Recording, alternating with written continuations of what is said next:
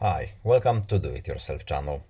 Today I will show you where to find and how to change or how to set up emergency SOS options in Samsung Galaxy S22 Ultra.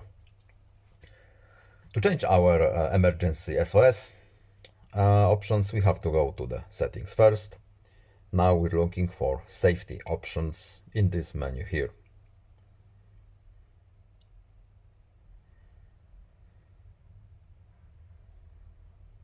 Here it is, safety and emergency. Here is emergency SOS.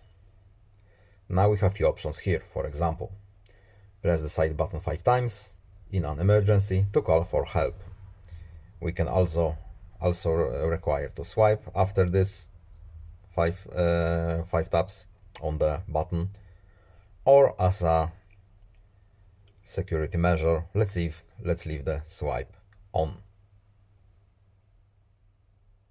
We can change emergency number, of course. There are a few to choose depending on your country, or we can set up a custom number. It does not have to be any of this from this list.